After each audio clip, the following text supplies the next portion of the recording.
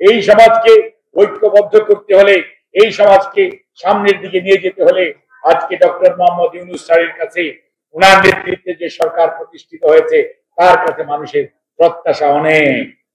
কিন্তু মনে রাখতে হবে, প্রত্যাশা থাকলেও এই সরকার শুধুমাত্র প্রয়োজনীয় সংস্কার সাধন করে তারপরে জনগণের সরকারের কাছে, যেটি স্যার ওনার বক্তব্যে কয়েকদিন আগে জাতির উদ্দেশ্যে বক্তব্য বলেছেন।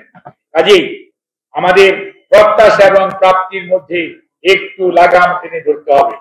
কোন অবস্থাতেই এমন কোন কার্যক্রম গ্রহণ করা সঠিক হবে না, কারণ প্রশাসনের সর্বোচ্চ পর্যায় থেকে নিম্ন পর্যায় পর্যন্ত প্রতিটি প্রতিষ্ঠানে, বিচার বিভাগ বলেন, আর আপনার সিভিল প্রশাসন বলেন, আর অন্য প্রশাসনই বলেন, আর আপনার নির্বাচন কমিশন বলেন, দুদক বলেন, ব্যাংকিং সেক্টর বলেন, সর্বত্রই তাদের দুর্দণ্ড প্রতাপ, তাদের লেগস্পেন্সাররা এখনো সবাই বহাল তবিয়তে বসে আছে।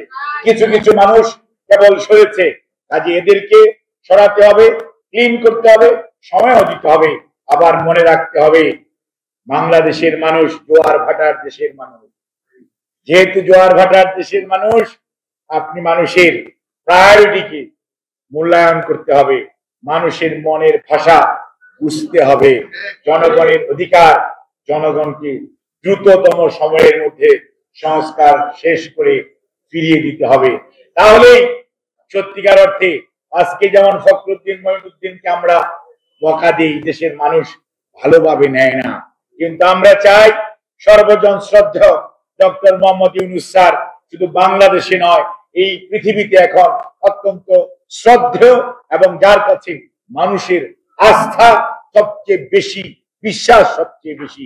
কাজেই মানুষের চাওয়াটাও স্যারের কাছে সবচেয়ে বেশি। কাজেই এই বিশ্বাস চাওয়াটাকে খারাপ ভাবে দেখার কোনো কারণ নেই।